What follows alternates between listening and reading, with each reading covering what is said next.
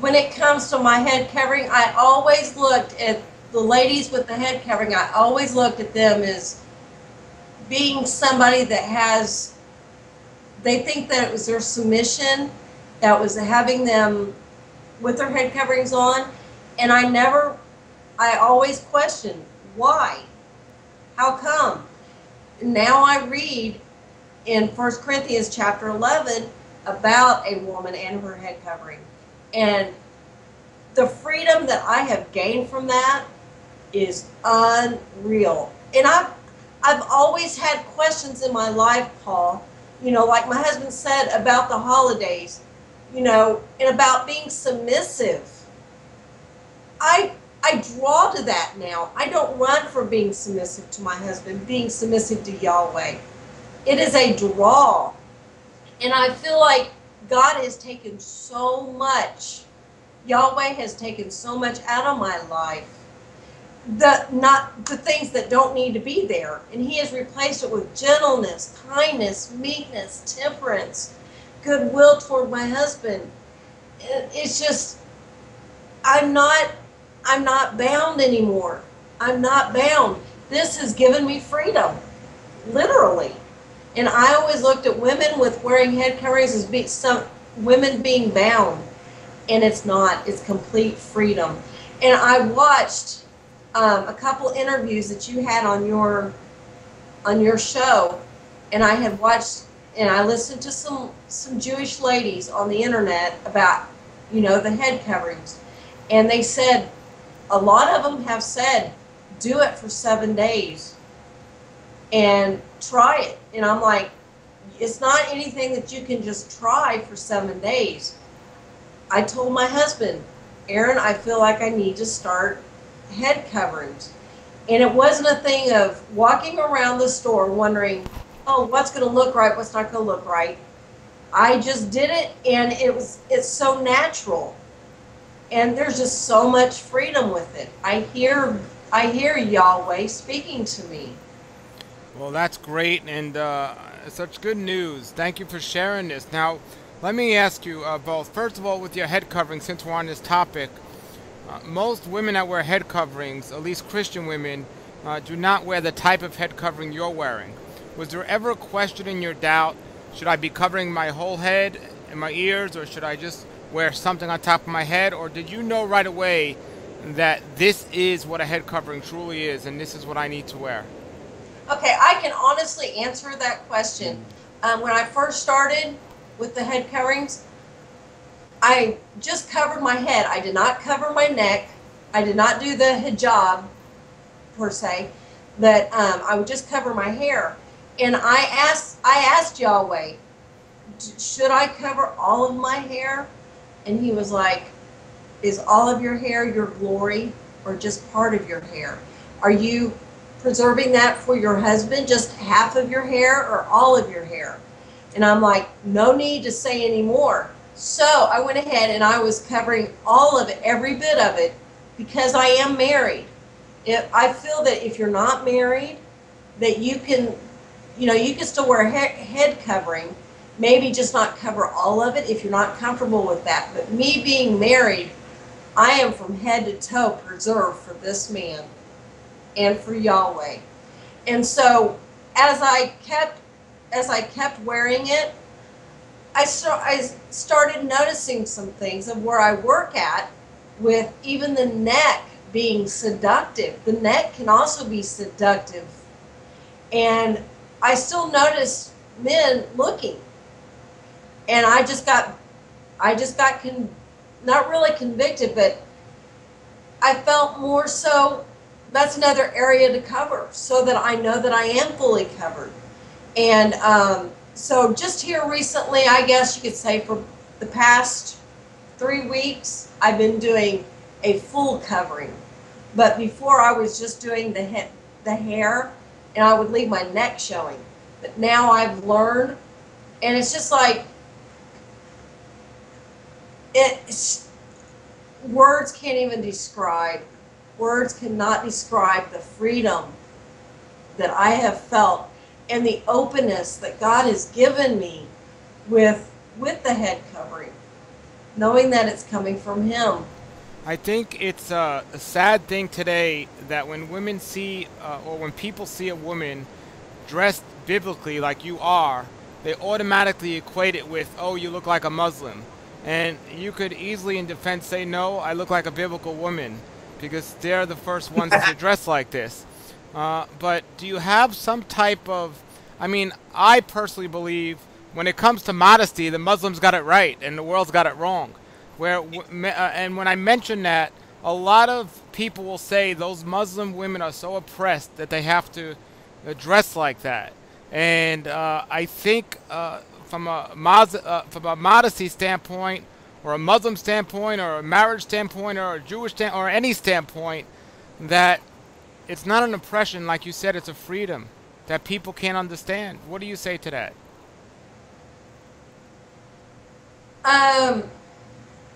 It's modesty and decency for my God and my husband. And I have ladies at work that have asked me, and I will leave them standing with their jaw dropped open.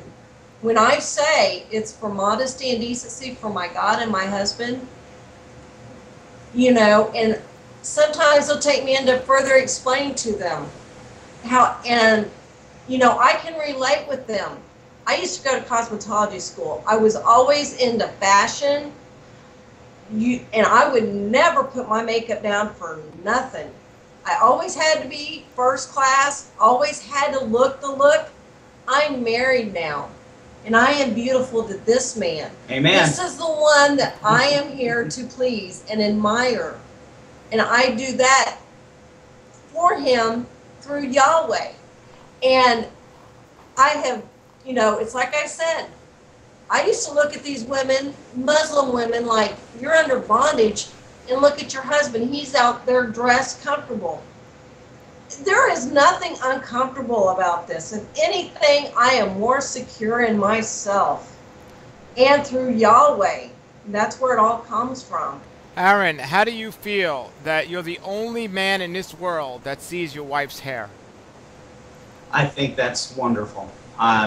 She's every bit of her and the things that excite me on the end of the man scale here, that turn me on, that make me desire her in the way Yahweh meant for it to do so.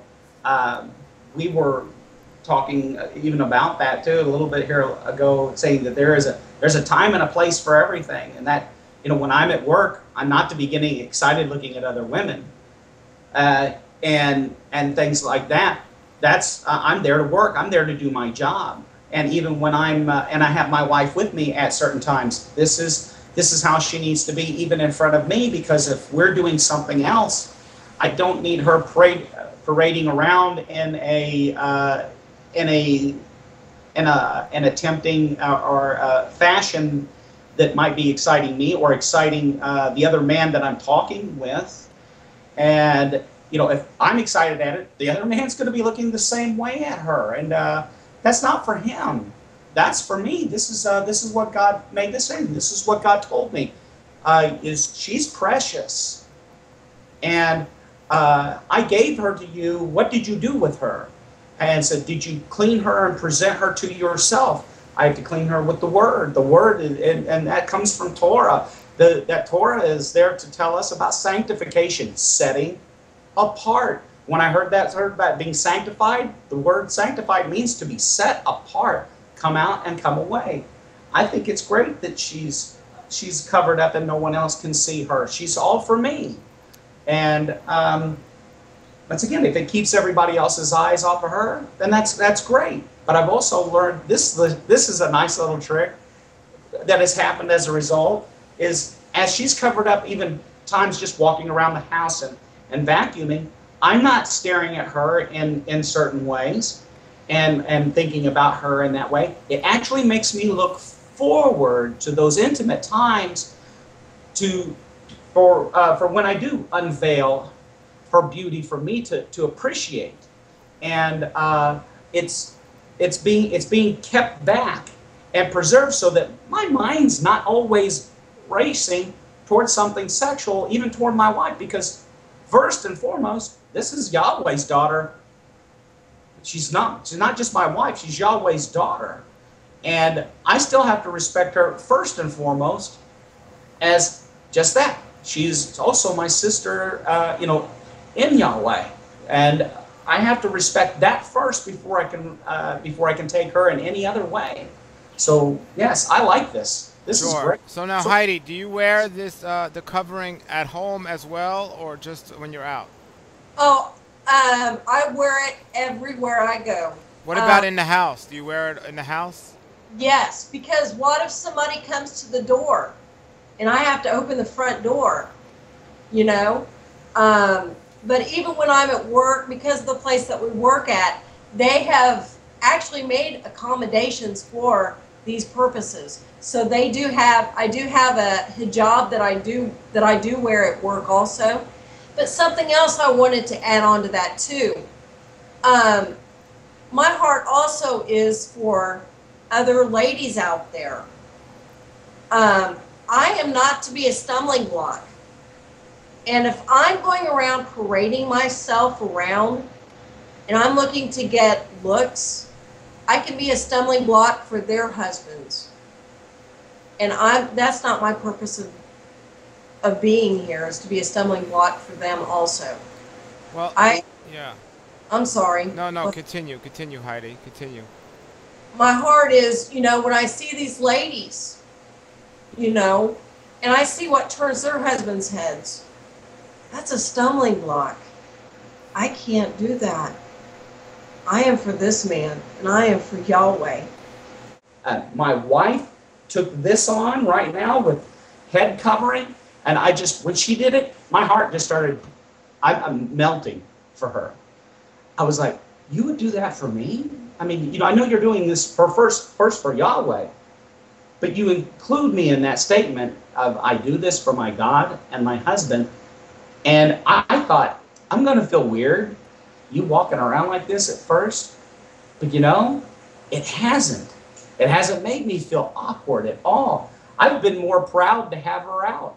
She makes that example now for me of, you want to know if this man's holy? You look at my wife. Because she steps forward, and as she's going forward in front of me into all the business places before I head into them, she's been there ahead of me and precedes me. So she introduces me now. This is my husband. They already get this idea. They don't even have to second guess when they look at me because they've already seen her. Wow. And thank you both very much, and thank you for your hearts, and I pray that all goes well with you, as it says in the scriptures. Until then, have a great day, and shalom, shalom. Come out of the world, oh my people, seek the truth, avoid the evil, learn Yahweh's ways, Torah Life Ministries. Come out of the world,